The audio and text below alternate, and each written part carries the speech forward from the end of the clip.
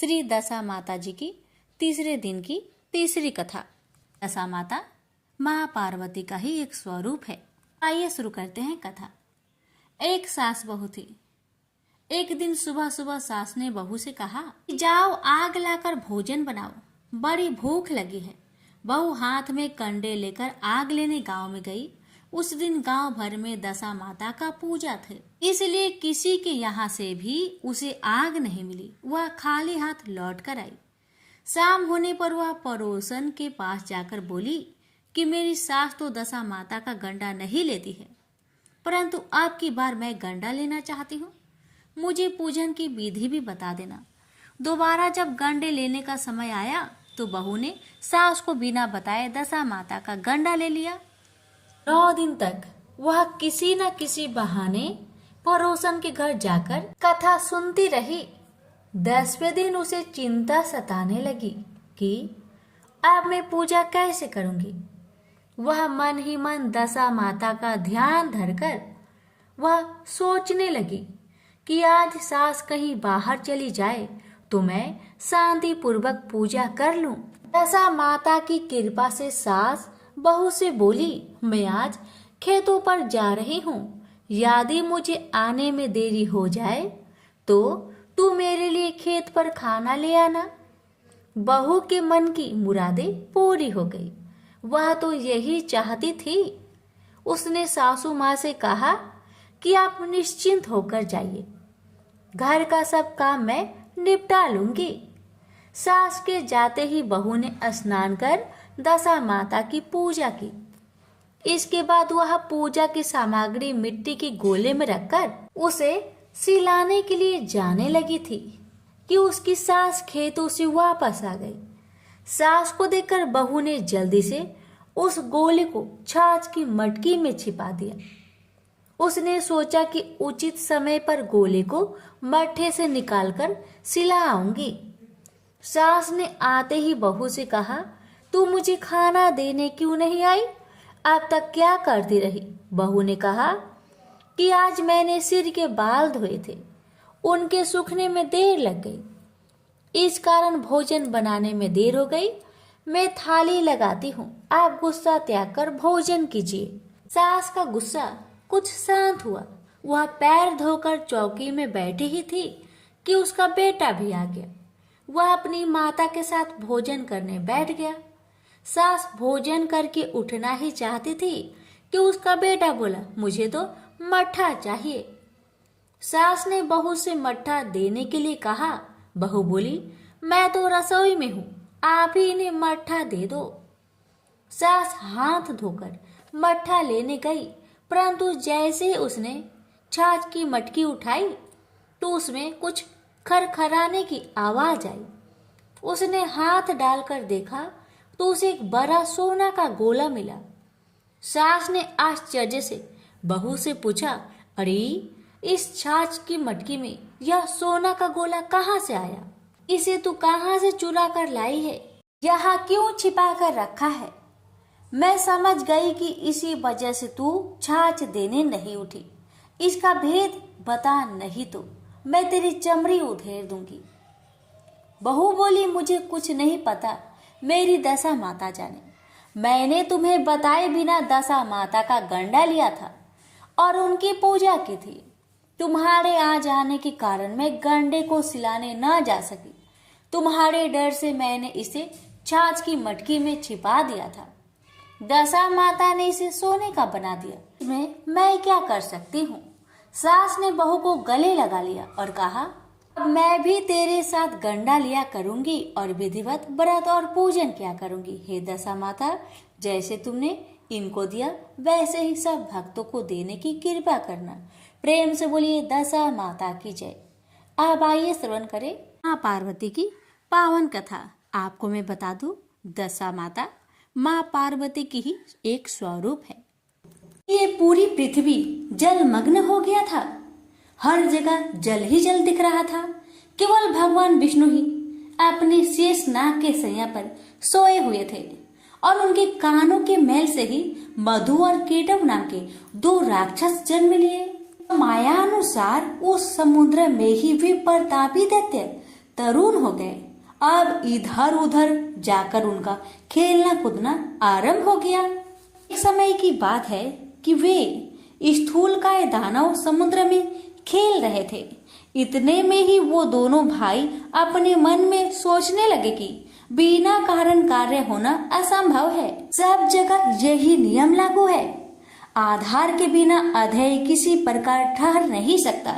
हमें तो यही जचता है कि आराध्य देव भाव सर्वथा सिद्ध है। अब यह सुखदायी अगाध जल किस पर ठहरा है। दोनों दानव ऐसे विचार कर रहे थे, ऐसे सोच रहे थे। वो आपस में दोनों बातें कर रहे थे कि किसने इसकी उत्पत्ति की होगी और इसके पीछे क्या कारण होगा। इस जल में हम कैसे आ गए, ये सब का कारण क्या है, और हमारे उत्पन्न होने का कारण भी क्या है, और हमारे जन्मदाता का नाम क्या है, वो कौन है और कहाँ रहते हैं। यही उनके मन में प्रश्न उठ रहा था बार बार। भी उन दोनों भाइयों ने विचार किया कि हम अपने जन्मदाता का पता जरूर लगाएंगे, चाहे जैसे भी हो। छोटे भाई केटव ने कहा, भैया मधु, इस जल में हमारी सत्ता कायम रखने वाली भगवती शक्ति है। उनमें अपार शक्ति है। वे शक्ति कभी नष्ट नहीं होती। मेरी समझ से वही इस कार्य का कारण हो सकती है। वही माता ने ही विस्तृत जल की रचना की है और उन्हीं के आधार पर यह जल भी ठहरा हुआ है। वही परम आराध्य शक्ति हमारी उत्पत्ति की कारण है। इस प्रकार वास्तविक रहस्य जानने के लिए मधु और केटव का मन व्यतीत था। अभी उनकी बुद्धि किसी निर्णय तक ना पहुंच सकी थी। इतने में ही आकाश में गूंजता हुआ सुंदर बागबीज सुनाई पड़ी। सुनकर वे दोनों उनका अभ्यास करने में तत्पर हो गए। तब उस बाग बीज की आकृति आकाश में इस प्रकार चमक उठी मानो बिजली कौंध रही हो। फिर तो उन्होंने किया कि यही मंत्र है, इसमें कुछ भी संदेह करने की बात नहीं। ध्यान लगाया तो उसी सगुण मंत्र की झांकी उपलब्ध हुई। अब तो वे उसी मंत्र का ध्यान और जप करने में लग गए। अन्न जल तक छोड़ दिया। मन और इंद्रियों पर उन्होंने विजय प्राप्त कर ली थी। 1000 वर्ष तक उन्होंने कठिन तपस्या की। इन दोनों भाइयों की कठिन तपस्या से माँ शक्ति प्रसन्न हो गई। माता ने उन्हें देखा। वह निश्चल रूप से माँ की तपस्या कर रहे थे। उनकी यह तपस्या को देखकर माँ के मन में कृपा ओट प्राप्त हो गई। तभी आकाशवाणी होने लगी, दैत्यो, तुम्हारी तपस्या से मैं प्रसन्न हूँ। तुम अपना इच्छा अनुसार मुझसे वर मांगो, मैं उसे पूर्ण करूंगी। आकाशवाणी सुनकर मधु और केटव ने कहा, देवी, यदि तुम हम पर प्रसन्न हो तो हमें स्वेच्छा से मृत्यु का वर देने की कृपा करो। इसका मतलब ये हुआ कि दैत्यों ने माता से वरदान मांगा कि माता, जब तक हम खुद ना चाहे तब तक हमारी मृत्यु ना हो। दैत्यों की बातें सुनकर माता ने कहा, दैत्यो, मैं तुम्हें वरदान देती हूँ कि जब तक तुम नहीं चाहोगे तब तक तुम्हें कोई मार नहीं सकेगा। यह अटल है। देवता और दानव किसी से भी तुम पराजित नहीं हो सकोगे। देवी से यह प्रदान पाकर मधु केटव को अभिमान हो गया। अब तो वो समुद्र में ही जलचर जीवों के साथ क्रीड़ा करने लगे। कुछ समय के पश्चात एक दिन अनायास ही प्रजापति ब्रह्मा जी पर उनकी दृष्टि पड़ी। ब्रह्मा जी कमल के आसन पर विराजमान थे। मधु और केटव में अपार बल था। ब्रह्मा जी को देखकर उन्हें अपार हर्ष हुआ और उनसे दोनों भाइयों को युद्ध करने की इच्छा हुई। दोनों दैत्यों ने पितामह से बोले, सुब्रत, तुम हमारे साथ युद्ध करो। अगर तुम हमारे साथ लड़ना नहीं चाहते तो इसी समय यहाँ से चले जाओ। हाँ, तुम्हारा इच्छा हो वहीं चले जाओ, क्योंकि जब तुम्हारे अंदर शक्ति ही नहीं है तब इस उत्तम आसन पर बैठने का अधिकार तुम्हारा कहाँ रह गया। मधु और केटव की बात सुनकर ब्रह्मा जी सोच में पड़ गए। पता नहीं ये दोनों दानव कितने शक्तिशाली है। शत्रु की शक्ति जाने बिना उनसे युद्ध करना ये समझदारी नहीं होती। इसलिए शेष नाग की सैया पर सोए हुए भगवान विष्णु को जगाना चाहिए। वही इन दैत्यों से वर्षों तक युद्ध कर सकते हैं। ये सोचकर ब्रह्मा जी योग निद्रा की स्तुति करने लगे। ब्रह्मा जी की स्तुति से प्रसन्न होकर योग निद्रा भगवान विष्णु जी के शरीर से हटकर एक और खड़ी हो गई। अब अमित पराक्रमी भगवान श्री हरि के सभी अंगों से निद्रा देवी का अधिकार उठ गया। मधु और केटव के संहार के लिए ही भगवती योग निद्रा ने ऐसी कृपा की थी। भगवान श्री हरि उठकर बैठ गए। अपने सामने ब्रह्मा जी को देखकर उन्होंने पूछा, पद्म योनि ब्रह्मा जी, आप जब तब छोड़कर यहाँ कैसे आ गए? क्यों आप इतने चिंतित हैं? आपका मन भय से अत्यंत घबराया हुआ क्यों है? मुझे बताइए। तब ब्रह्मा जी बोले, भगवान, मधु और केटव दो दैत्य आपके कान के मैल से उत्पन्न हुए हैं। उनका रूप बड़ा ही भयंकर है और वे अपार बली हैं। वे दोनों मुझे मारने के लिए उपस्थित है। उन्हीं से डरकर मैं आपके पास चला आया हूँ। अब आप ही मेरी सहायता कर सकते हैं। विष्णु जी बोले, ब्रह्मा जी, आप चिंता न करें। वे मूर्ख अपनी आयु खो चुके हैं। अभी युद्ध करने के लिए मेरे पास आएंगे और निश्चय ही मैं उनका वध कर दूंगा। भगवान विष्णु ब्रह्मा जी से ये सब कह ही रहे थे कि इतने में महाबली दोनों राक्षस मधु और केटव ब्रह्मा जी को ढूंढते हुए वहां आ पहुंचे। वहां पर हर जगह जल ही जल था। बिना किसी अवलंब के ही निश्चित होकर वे दैत्य खड़े थे। उनके स्वर वाग में अहंकार भरा था। वे ब्रह्मा जी से बोले, भागकर इसके पास चला आया है, क्या ये तुझे बचा सकेगा? युद्ध कर, ये तो देखता ही रहेगा और हम तेरे प्राण हर लेंगे। इसके बाद सर्प के फन पर बैठने वाले इसे भी हम मारेंगे। किंतु पहले अभी तू लड़ ले, या लड़ना नहीं चाहता? अगर तू हमसे नहीं लड़ेगा तो मुझे कह दे कि मैं तुम्हारा दास हूँ, तब मैं तुम्हें छोड़ दूंगा। मधु और केटव की बात सुनकर भगवान विष्णु ने कहा, दानव श्रेष्ठ, तुम इच्छा पूर्वक मुझसे युद्ध कर लो। तुम बड़े ही बली हो, तुम्हें असीम अभिमान हो गया है। यदि युद्ध करने की अभिलाषा हो तो आ जाओ, मैं तुम्हारा अभिमान दूर कर दूंगा। भगवान विष्णु की बात सुनकर मधु और केटव की आंखें क्रोध से लाल हो गया। वे बिना किसी सहारे जल में ही खड़े थे, फिर भी श्री हरि से युद्ध करने के लिए तैयार हो गए। मधु कुपित होकर तुरंत ही भगवान से लड़ने के लिए आगे आ गया। अभी केटव वहीं पर ठहर गया। दो मत वाले पहलवान की भांति भगवान विष्णु और मधु मल्ल युद्ध करने लगे। मधु के थक जाने पर केटव लड़ने आता, जब केटव थक जाता तो मधु लड़ने आता। ये दोनों बारी बारी करके भगवान के साथ लड़ने चले आते। मधु और केटव के साथ भगवान विष्णु लड़ रहे थे। उस समय ब्रह्मा जी और भगवती शक्ति ये दोनों आकाश में खड़े होकर ये दृश्य को देख रहे थे। मधु और केटव को कोई श्रम नहीं हुआ, लेकिन भगवान विष्णु थक गए थे। जब 5000 वर्षों तक लड़ाई होती रही, तब भगवान श्री हरि मधु और केटव की मृत्यु के बारे में विचार करने लगे और सोचने लगे, अरे मैंने 5000 वर्षों तक युद्ध किया, फिर भी इन भयंकर दानवों को श्रम तक नहीं हुआ, इन्हें थकान नहीं हुआ और मैं थक गया हूँ। तो बड़ी हैरानी करने वाली बात है, मेरा बल और पराक्रम कहाँ चला गया? ये दानव सदा स्वस्थ ही कैसे रह जाते हैं? कौन सा ऐसा कारण है इस समय उपस्थित हो गया है? भगवान विष्णु को चिंता करते देखकर मधु और केटव को अपार हर्ष हुआ।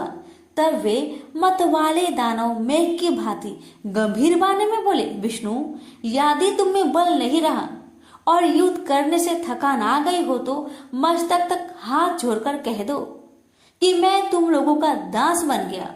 यदि यह नहीं जचे, अभी कुछ शक्ति शेष रह गई हो तो आओ मुझसे युद्ध करो।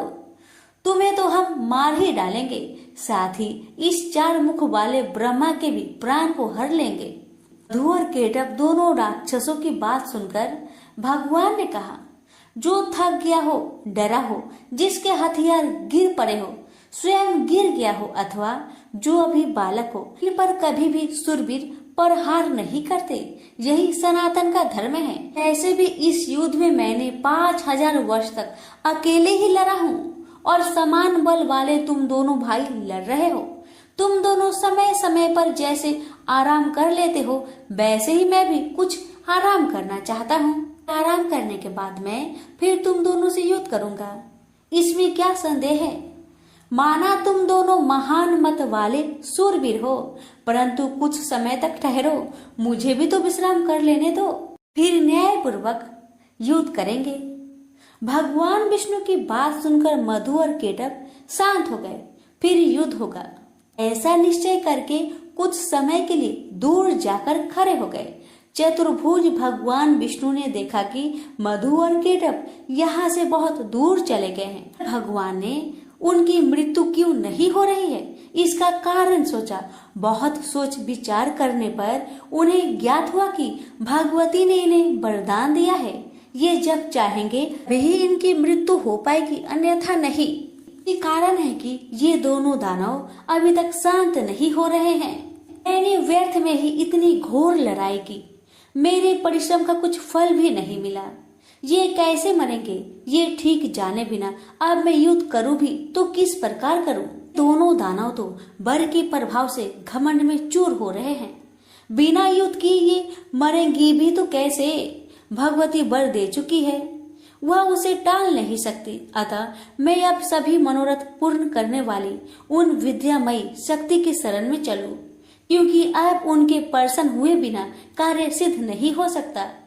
भगवान विष्णु यह सोच ही रहे थे कि इतने में ही भगवती योग निद्रा ने उन्हें दर्शन दिया। उस समय वे कल्याणमयी देवी आकाश में विराजमान थी। भगवान विष्णु को योग का ज्ञान तो था ही। उन्होंने बड़े ही करुणा पूर्ण स्वर में उन रहस्यपूर्ण मधु केटव के संहार होने के लिए भगवती भुवनेश्वरी की स्तुति की। भगवान विष्णु की स्तुति करने पर देवी ने कहा, हे विष्णु, तुम देवताओं के स्वामी हो, आप पुनः युद्ध करने के लिए तत्पर हो जाओ। अब ये दोनों दानव ठग कर मारे जा सकेंगे। मेरी वक्र दृष्टि से ये अवश्य ही मोह में पड़ जाएंगे। माया से ये दोनों मोहित हो जाएंगे। उसी समय तुम शीघ्र ही इन दोनों को मार डालना। भगवती की वाणी सुनकर भगवान विष्णु युद्ध भूमि में आकर खड़े हो गए। वे महाबली दानव बड़े ही विचारशील थे। युद्ध की इच्छा से वो भी सामने उपस्थित हुए। भगवान विष्णु को सामने देखकर उन्हें बड़ा हर्ष हुआ। वे बोले, विष्णु ठहरो, युद्ध करो। तुमने लड़ने की उत्कट इच्छा तो ली ही है। हार और जीत में परबंध प्रबल होता है, यह निश्चय जानकर तुम्हें युद्ध में ही लगना चाहिए। बलवान विजयी होता है, किंतु कभी कभी भाग्यवश दुर्बल भी विजय पा सकता है। इसलिए महात्मा पुरुष को चाहिए कि किसी भी परिस्थिति में हर्ष और शोक ना करे। मैं सदा से दानव का शत्रु हूँ। प्राचीन समय में बहुत से दैत्य मुझसे पराजित हुए हैं। यह जानकर हर्ष और इस समय इन मधु केटव से मैं हार गया, ये शोक करना तुम्हारे लिए अनुचित है। यह कहकर मधु केटव युद्ध के लिए डट गए। उन्हें देखकर विष्णु ने बड़े ही विचित्र ढंग से घुसा मारा। बलाभिमानी उन दैत्य ने भी विष्णु को घुसा से चोट पहुंचाई। ऐसा परस्पर घोर युद्ध होने लगा। लड़ते हुए उन अपार बलशाली दानव को देखकर श्री हरि ने कतार भाव से भगवती की ओर देखा। उन्हें देखकर भगवती ने अट्टहास किया। उनकी आंखें लाल हो गई थी। साथ ही उन्होंने कामदेव की बाणों की तुलना करने वाले अपने कटाक्ष भरे नेत्रों से उन दैत्यों को आहत कर दिया। भगवती मुस्कुराई हुई तिरछी नजरों से उनकी ओर देख रही थी। उनके उस अवलोकन में प्रेम और मोह भरा था। फिर तो भगवती की तिरछी चितवन को देखकर दुरात्मा मधु और केटव तुरंत मोहित हो गए। मदन शुरू में उनका मन व्यतीत हो उठा। वे देवी की ओर देखते ही रह गए। भगवान विष्णु काम साधने में सतर्क तो थे ही। वे देवी के अभिप्राय को देखकर समझ गए कि अब दैत्य मोहित हो चुके हैं। फिर तो हंसकर मेघ की भांति गंभीर वाणी में उन्होंने कहा, वीरो, तुम्हें जो इच्छा हो वर मांग लो। मैं तुम्हारे युद्ध कौशल से अत्यंत प्रसन्न होकर अवश्य वर देने को तैयार हूँ। प्राचीन समय में युद्ध करने वाले बहुतेरे दानव मेरे सामने आए, किंतु मैंने तुम्हारे समान न तो किसी को देखा है और न ही सुना है। तुम बड़े ही अनुपम बलवान हो, अतएव मैं तुमसे बहुत प्रसन्न हूँ। तुम दोनों भाइयों की अभिलाषा में अवश्य पूर्ण करूंगा। उस समय मधु केटव काम से आतुर थे। उन्हें अपने बल का अभिमान तो था ही, उनकी आंखें कमल के समान थी। जगत को आह्लादित करने वाली भगवती महामाया सामने विराजमान थी। भगवान विष्णु की बात सुनकर भी दानव की आंखें देवी की ओर लगी रही। उन्होंने कहा, विष्णु, हम मांगने नहीं आए हैं, तुम हमें क्या दे सकोगे? हम ही तुम्हें देने को तैयार है। तुम चाहो सो मुझसे मांग लो, हम भी तुम्हारे युद्ध से बहुत प्रसन्न हैं। मधु केटव की बात सुनकर भगवान विष्णु ने कहा, यदि तुम लोग अब मुझ पर प्रसन्न हो और मुझे वर देना चाहते हो तो बस तुम दोनों मेरे हाथ से मौत स्वीकार कर लो। भगवान विष्णु की बात सुनकर मधु केटव महान आश्चर्य में पड़ गए। वे हमें ठग गए मानकर खड़े रहे। उनके मुख पर शोक की घटा घिर आई। सर्वत्र जल जल भरा हुआ था। कहीं भी प्राकृतिक भूमि दिखाई नहीं दे रही थी। यही मन में विचार करके वे दोनों राक्षस बोले, विष्णु, हे जनार्दन, तुम देवताओं के स्वामी हो। तुमने भी पहले वर देने की बात कही थी। तुम कभी झूठ नहीं बोलते, अतः हमारा भी अभिलाषा वर लो। हमारा वर यही है कि जल शून्य विस्तार वाले स्थान पर हमारा वध करो। हमने तुमसे मौत स्वीकार कर ली है, किंतु तुम भी वचन का पालन करना। भगवान विष्णु ने सुदर्शन चक्र को याद किया। साथ ही वे हंसकर बोले, महाभाग, जल शून्य विस्तृत स्थान पर ही तुम्हें मार रहा हूँ। यह कहकर विष्णु ने अपनी विशाल जांघें फैलाकर जल पर ही जल रहित मधु केटव को दिखा दिया। साथ ही साथ कहा, इस स्थान पर जल नहीं है, अब तुम अपना मस्तक हमें दे दो। आज मैं सत्यवादी रहूंगा और तुम भी। भगवान विष्णु का यह कथन सुनकर उनकी सत्यता पर वे विचार करते रहे। तत्पश्चात अपने 4000 कोस वाले विशाल शरीर को उन्होंने स्वयं मृत्यु के मुख में डाल दिया। उस समय भगवान विष्णु ने अपनी जांघें सटा ली। यह देखकर मधु केटव को बड़ा आश्चर्य हुआ। उन विचित्र जांघों पर मस्तक रखने के लिए भगवान ने दैत्य से कहा। उन्होंने मस्तक रख दिया। तब भगवान ने उनके मस्तक को चक्र से काट डाला। तदंतर मधु और केटव के प्राण पेखरू उड़ गए। उस समय सारा समुद्र उन दैत्य के रक्त और मज्जा से व्याप्त हो गया। प्रेम से बोलिए विष्णु भगवान की जय। गणेश जी की कथा। पौराणिक कथा के अनुसार एक समय की बात है कि भगवान विष्णु का विवाह माता लक्ष्मी जी के साथ निश्चित हुआ। विवाह की सभी तैयारी होने लगी। सभी देवी देवताओं को निमंत्रण भेजे गए, लेकिन भूलवश गणेश जी को निमंत्रण देना रह गया था। इधर भगवान विष्णु की बारात जाने का समय आ चुका था। सभी देवता अपनी पत्नियों के साथ विवाह समारोह में शामिल होने को आए, परंतु सभी देवी देवताओं ने देखा कि गणेश जी कहीं दिखाई नहीं दे रहे हैं। तब उन सभी ने आपस में चर्चा की, क्या गणेश जी को नहीं न्योता दिया गया या गणेश जी ही नहीं आए हैं। सभी को इस बात पर बहुत आश्चर्य हुआ। इस बात पर उन सभी ने विष्णु भगवान से ही इसका कारण पूछा। विष्णु भगवान से पूछने पर उन्होंने कहा कि हमने गणेश जी के पिता भोलेनाथ, महादेव और माता पार्वती को न्योता भेजा था। यदि गणेश जी अपने पिता के साथ आना चाहते तो आ जाते। अलग से उन्हें न्योता देने की कोई आवश्यकता भी नहीं थी। दूसरी बात यह है, उनको खाने में 1.25 मन मूंग, 1.25 मन चावल, 1.25 मन घी और 1.25 मन लड्डू का भोजन चाहिए। यदि गणेश जी नहीं आएंगे तो कोई बात नहीं, दूसरे के घर जाकर इतना सारा खाना पीना अच्छा भी नहीं लगता। इतना वार्ता कर ही रहे थे कि किसी एक ने सुझाव दिया, यदि गणेश जी आते तो उनको द्वारपाल बनाकर बैठा सकते थे कि आप घर की याद रखना। आप तो चूहे पर बैठकर धीरे धीरे चलोगे तो बारात में बहुत पीछे रह जाओगे। यह सुझाव सबको पसंद आ गया। तो फिर विष्णु भगवान ने भी अपनी सहमति दे दी। तब गणेश जी को निमंत्रण देकर आमंत्रित किया और उनको समझा बुझाकर घर की रखवाली करने को बैठा दिया गया। बारात चल दी।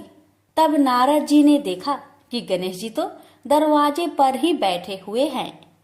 तो वे गणेश जी के पास गए और रुकने का कारण पूछा। गणेश जी कहने लगे कि विष्णु भगवान ने मेरा बहुत अपमान किया है। नारद जी ने कहा कि आप अपनी मूषक सेना आगे भेज दो तो वह रास्ता खोद देगी, जिससे उनके वाहन धरती में धंस जाएंगे। तब आपको सम्मान पूर्वक बुलाना पड़ेगा।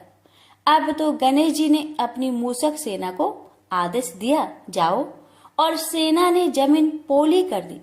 जब बारात वहां से निकली तो रथों के पहिए धरती में धंसने लगी। लाख कोशिश की परंतु पहिए नहीं निकले।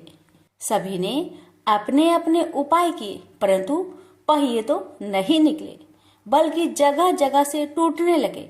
किसी को समझ में नहीं आ रहा था कि अब क्या किया जाए। तब तो नारद जी ने आकर कहा, आप लोगों ने गणेश जी का अपमान किया, जिस कारण यह विघ्न आ रहे हैं। यदि उन्हें मनाकर लाया जाए तो आपका कार्य सिद्ध हो सकता है और यह संकट टल सकता है। शंकर भगवान ने अपने दूत नंदी को भेजा और वे गणेश जी को लेकर आए। गणेश जी का आदर सम्मान के साथ पूजन किया गया। फिर रथ के पहिए निकलने लगे और यह संकट टल गया। अब रथ के पहिए निकल तो गए परंतु वे टूट फूट गए थे, तो उन्हें सुधारे कौन। पास के खेत में एक खाती काम कर रहा था। उसे बुलाया गया। खाती अपना कार्य करने से पहले श्री गणेशाय नमः कहकर गणेश जी की वंदना मन ही मन करने लगा। देखते ही देखते खाती ने सभी पहियों को ठीक कर दिया। तब खाती कहने लगा कि हे देवताओं, आपने सर्वप्रथम गणेश जी को नहीं मनाया होगा और न ही उनकी पूजन की होगी, इसलिए तो आपके साथ यह संकट आया है। मैं तो मूर्ख अज्ञानी हूँ, फिर भी पहले गणेश जी को पूजते हैं, उनका ध्यान करते हैं। आप लोग तो देवगण हैं, फिर भी आप गणेश जी को कैसे भूल गए। अब आप लोग भगवान श्री गणेश जी की जय बोलकर जाए तो आपके सब काम बन जाएंगे और कोई संकट भी नहीं आएगा। ऐसा कहते हुए बारात वहां से चल दी और विष्णु भगवान का लक्ष्मी जी के साथ विवाह संपन्न करा के सभी सकुशल घर लौट आए। हे गणेश जी महाराज, आपने विष्णु को जैसा कार्य सरियो ऐसा कार्य सबको सिद्ध करिजो। बोलिए गजानन भगवान की जय। लापसी तपसी की कथा। एक लापसी था, एक तपसी था। तपसी हमेशा भगवान की तपस्या में लीन रहता था। लापसी रोजाना सवा सेर की लापसी बनाकर भगवान का भोग लगाकर जीम लेता था। एक दिन दोनों लड़ने लगे। लापसी बोला, मैं रोज भगवान की तपस्या करता हूँ, इसलिए मैं बड़ा हूँ। लापसी बोला कि मैं रोज भगवान को सवा सेर लापसी का भोग लगाता हूँ, इसलिए मैं बड़ा हूँ। नारद जी वहां से गुजर रहे थे। दोनों को लड़ता देखकर उनसे पूछा कि क्यों तुम लड़ रहे हो। लापसी ने खुद को बड़ा होने का कारण बताया और तपसी ने अपना कारण बताया। नारद जी बोले, तुम्हारा फैसला मैं कर दूंगा। दूसरे दिन लापसी और तपसी नहाकर अपनी रोज की भक्ति करने आए तो नारद जी ने छुपकर 1.25 करोड़ की एक एक अंगूठी उन दोनों के आगे रख दी। तपसी की नजर जब अंगूठी पर पड़ी तो उसने चुपचाप अंगूठी उठाकर अपने नीचे दबा ली। लापसी की नजर अंगूठी पर पड़ी लेकिन उसने ध्यान नहीं दिया। भगवान को भोग लगाकर लापसी खाने लगा। नारद जी सामने आए तो दोनों ने पूछा कि कौन बड़ा। तो नारद जी ने तपसी को खड़ा होने को कहा। वो खड़ा हुआ तो उसके नीचे दबी अंगूठी दिखाई पड़ी। नारद जी ने तपसी से कहा, तपस्या करने के बाद भी तुम्हारी चोरी करने की आदत नहीं गई, इसलिए लापसी बड़ा है और तुम्हें तुम्हारी तपस्या का कोई भी फल नहीं मिलेगा। तपसी शर्मिंदा होकर माफी मांगने लगा। उसने नारद जी से पूछा, मुझे मेरी तपस्या का फल कैसे मिलेगा। नारद जी ने कहा, यदि कोई गाय और कुत्ते की रोटी नहीं बनाएगा तो फल तुझे मिलेगा। यदि कोई ब्राह्मण को भोजन करवाकर दक्षिणा नहीं देगा तो फल तुझे मिलेगा। यदि कोई साड़ी के साथ ब्लाउज नहीं देगा तो फल तुझे मिलेगा। यदि कोई दिए से दिया जलाएगा तो फल तुझे मिलेगा। यदि कोई सारी कहानी सुने लेकिन तुम्हारी कहानी नहीं सुने तो फल तुझे मिलेगा। उसी दिन से हर व्रत कथा कहानी के साथ लापसी तापसी की कहानी भी सुनी और कही जाती है। प्रेम से बोलिए लक्ष्मी नारायण की जय।